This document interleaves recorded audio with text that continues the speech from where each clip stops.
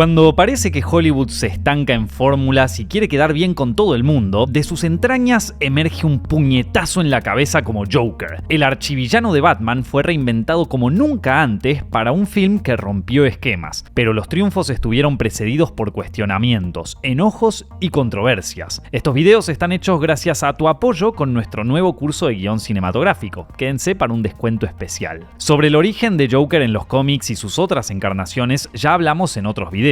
Aquí nos vamos a concentrar en su primera película como protagonista y las peripecias que vivió su responsable máximo, el director Todd Phillips. Conoció el lado antipático de la vida a los 5 años, cuando sus padres se divorciaron. Canalizó su furia robando en las tiendas, aunque su madre siempre lo atrapaba. Ella solía decirle que había nacido malo. En base a su padre ausente y a él mismo, descubrió que los hombres podían ser complicados. También de niño se inclinó por el cine. Le gustaban las comedias, pero luego descubrió las películas más duras de los 70, como las de Martin Scorsese y Sidney Lumet. Más tarde estudió cine en la Tisch School of the Arts en la Universidad de Nueva York. Quería hacer documentales porque no requerían actores ni decorados ni mucho dinero. Además, le permitía conocer gente verdadera y explorar el costado incómodo de la sociedad. Después de algunos cortos, dirigió Hated, Gigi Allen and the Murder Junkies, un documental sobre Gigi Allen, un cantante de punk que solía tocar desnudo y defecar sobre el escenario. Phillips indaga en sus dramas familiares y cómo exteriorizó sus impulsos perversos a través del arte. Para promocionar la película, el director contactó a John Wayne Gacy, un famoso asesino serial que cumplía una condena en prisión. Sabiendo que era artista plástico, le encargó un póster promocional, y aquí podemos detectar un detalle profético. Gacy solía animar eventos caracterizado como un payaso llamado Pogo. Volviendo a Phillips, subió la apuesta con su siguiente documental, Frat House, acerca de las fraternidades en las universidades y sus ritos. Aunque era un trabajo agudo y crítico, le permitió ser convocado para dirigir su primer largometraje de ficción. Road Trip también era sobre universitarios, pero en clave humorística. Desde ese momento, Phillips se convirtió en un exitoso especialista en comedias adultas. Old School y la trilogía de Hangover lo posicionaron en Hollywood. El director lo disfrutó y aprovechó para seguir explorando a este tipo de personajes masculinos en situaciones límite. Phillips podría haber seguido en la comedia, pero decidió transitar otros territorios. Mejor dicho, quería volver a adentrarse en el costado más oscuro del hombre. Su primer intento fue War Dogs, de 2016, un thriller que seguía teniendo humor. Las críticas fueron mixtas y recaudó poco. El director comprendió que la industria y el mundo estaban cambiando. Las comedias adultas eran cuestionadas y se imponía una cultura a la que este tipo de humor le ofendía. Aferrándose a un espíritu punk, Phillips decidió pausar la comedia y hacer una película que asustara, que desafiara la corrección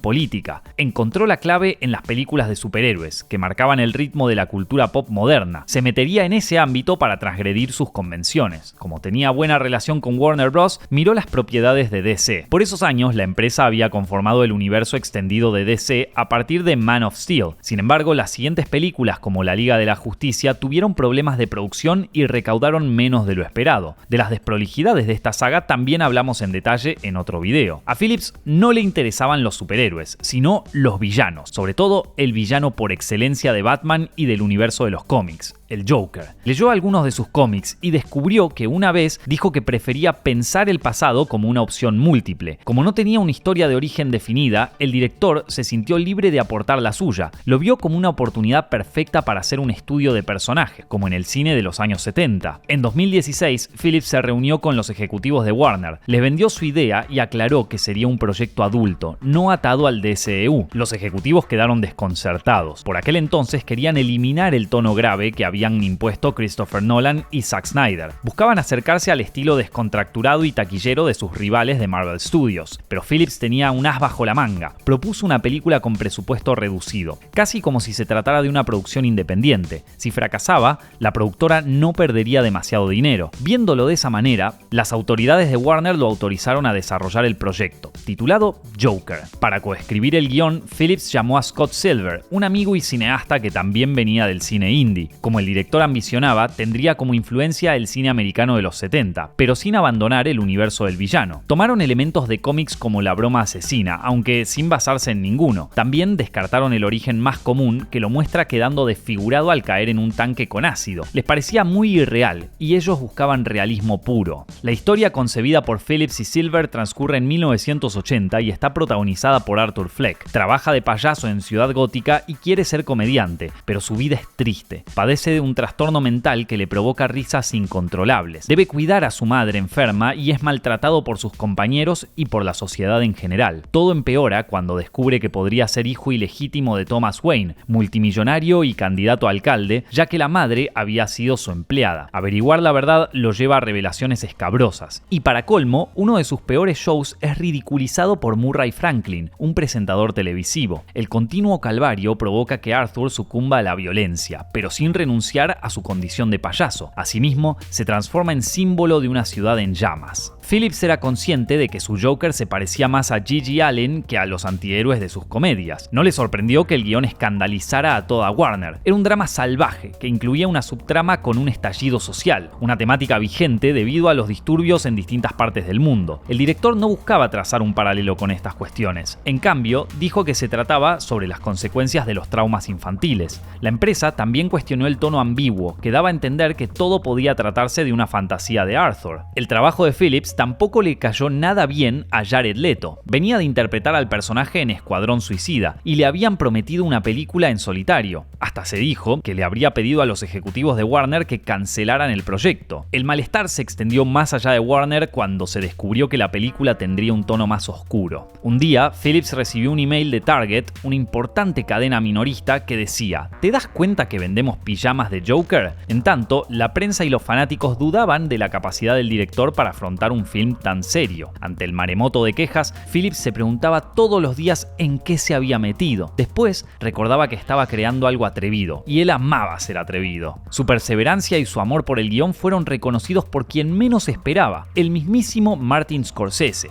De hecho, consideró dirigirlo. A Phillips no le molestó en absoluto la posibilidad de cederle el puesto. Sus principales inspiraciones fueron Taxi Driver y El Rey de la Comedia. Pese al interés inicial, Scorsese declinó la oferta. Dijo que tenía otros compromisos, pero no dejó de darle su apoyo a Phillips, quien ahora tenía suficiente aval como para encarar la producción. Cuando compartimos historias como la de esta película, muchos en la audiencia se inspiran y hasta se tientan a escribir sus propios guiones. Si este es tu caso y ya tenés una idea para transformar en guión, te presento mi curso de guión cinematográfico definitivo. En 13 horas de clases nos enfocamos en el formato, la narrativa y la ejecución de un guión para de una vez perderle el miedo a la hoja en blanco o a las correcciones. Además de explicar la parte teórica, también incluye experiencias prácticas que aprendí escribiendo desde cortometrajes con mis amigos hasta series para plataformas de streaming. Tienen toda la información del curso abajo en la descripción y si usan el código ZEPFILMSYT al finalizar su compra hay un 20% de descuento. Debido al interés de Scorsese, Warner empezó a creer en Joker. Hasta le pidió a Phillips que le ofreciera el rol principal a Leonardo DiCaprio.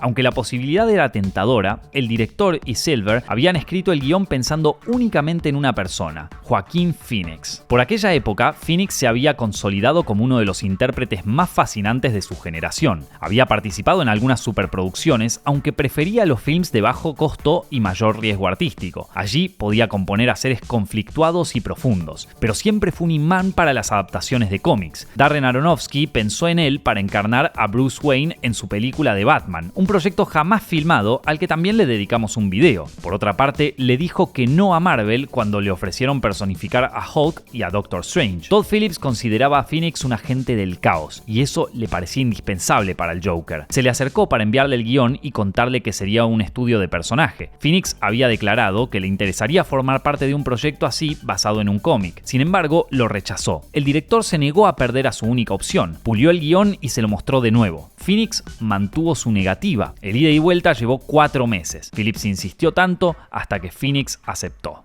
Recién ahí, Warner le dio luz verde a Joker. El presupuesto sería de $60 millones, una cifra modesta en comparación con los blockbusters del DCEU. Para darse una idea, Liga de la Justicia había costado $300 millones. En la preproducción, Phillips reunió a su equipo técnico y al resto del reparto. Robert De Niro firmó para componer a Franklin, lo que potenciaba la influencia scorsesiana. Pero ningún intérprete resaltaba como Phoenix. Comprendía que era un personaje enfermo, pero que había sufrido un gran trauma y nadie supo o quiso contenerlo. Podía identificarse con sus tormentos. De niño, su familia había pertenecido a una secta y en 1993 le tocó presenciar la trágica muerte de su hermano, el también actor River Phoenix. Joaquín ya era famoso por sus preparativos para los personajes, pero esta vez lo llevó al extremo de la obsesión. Leyó libros acerca de asesinos en masa, estudió danza y contorsionismo, pero sobre todo se sometió a una dieta estricta. Adelgazó 23 kilos para verse como un lobo desnutrido y hambriento. Sentía debilidad e insatisfacción y descubrió que podía mover su cuerpo como nunca antes. Usó todo eso para el papel. Pero el mayor desafío de Phoenix era conseguir la risa del Joker. El guión la describía como una risa dolorosa y el director le mostró la de algunos pacientes con patologías. Phillips iba a su casa en Los Ángeles para verlo practicar múltiples carcajadas y hacer sugerencias. El actor consideró abandonar el proyecto si no encontraba la correcta. Después de muchos intentos, dio con una que transmitía la fragilidad del personaje. Pero Phoenix comenzó a chocar con sus compañeros de elenco, en especial con De Niro,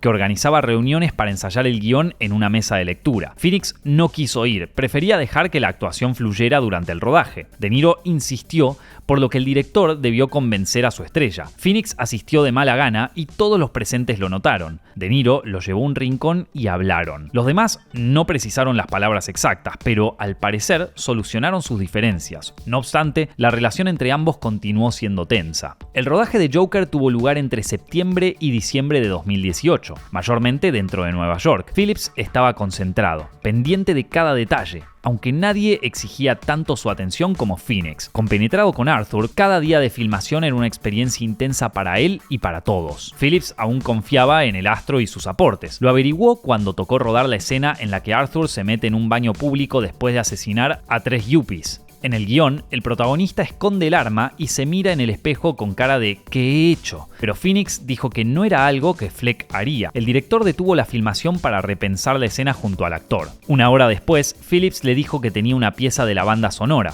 que estaba componiendo Hildur Guðnadóttir. Cuando Phoenix la escuchó, empezó a bailar con movimientos elegantes. El realizador quedó atónito. No solo había mejorado la escena, sino que transmitía perfectamente el nacimiento del Joker. Al completar el rodaje y la postproducción, Phillips y Warner enviaron la película a la Motion Pictures Association of America. Le dieron una calificación R. El único antecedente similar era Deadpool, que tenía un tratamiento lúdico y humorístico. Por el contrario, Joker destilaba oscuridad y crudeza, pero como el presupuesto era bajo y seguía siendo considerada de bajo riesgo por los altos mandos, la compañía no protestó. Joker tuvo su premier en el Festival de Venecia. Phillips y los suyos estaban ansiosos y nerviosos. Para su sorpresa, fue alabada por la crítica y ganó el León de Oro a Mejor Película, un logro inusual para una producción con personajes de cómics. Phillips y Warner estaban felices, pero aún debía conquistar al gran público. Todavía estaba fresco el Joker de Heath Ledger en The Dark Knight, y las generaciones anteriores recordaban a Jack Nicholson en Batman. Las comparaciones habían aplastado el trabajo de Leto y podía sucederle lo mismo a Phoenix. Y había una cuestión más delicada. Las primeras críticas daban cuenta de su contenido violento, y muchos tuvieron en cuenta la masacre de Aurora. En julio de 2012, un individuo llamado James Holmes ingresó a un cine de Aurora, Colorado, donde proyectaban The Dark Knight Rises, y se puso a disparar. Holmes lucía como un Joker. Por si acaso, los cines de Nueva York y Los Ángeles contaron con custodia policial. Además, le prohibieron la entrada a quien hiciera cosplay del villano. El periodismo cinematográfico estadounidense no escatimó en amarillismo y algunos periodistas la describieron como la película para hombres tóxicos e incels sin siquiera haberla visto. Pero la polémica incrementó el interés del público. Joker se estrenó el 4 de octubre del 2019 y los cines rebalsaron. Los espectadores conectaron con Arthur, su martirio y su rabia. Muchos no solo alabaron la labor de Phoenix, dijeron que era el Joker definitivo. Aunque había motivos para celebrar, surgieron más polémicas. Diferentes organismos la acusaron de glorificar la violencia y estigmatizar a la gente con trastornos mentales. Esas cuestiones generaron debates, pero potenciaron el interés por la película. Terminó recaudando más de $1.000 millones.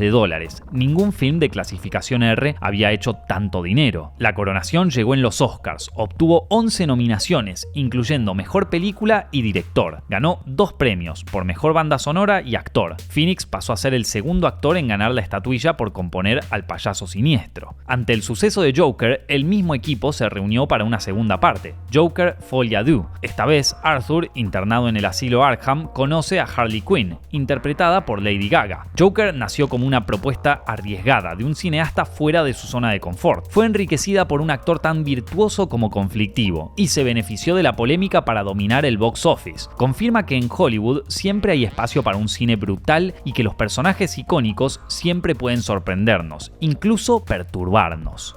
Hacer cine implica arriesgarse, incluso cuando se trata de una propuesta familiar como Lilo y Stitch. La historia de amistad entre una niña y un alienígena salvaje hoy es un emblema de Disney y de la cultura pop, pero su concreción implicó un trabajo en secreto dentro de las oficinas de Disney.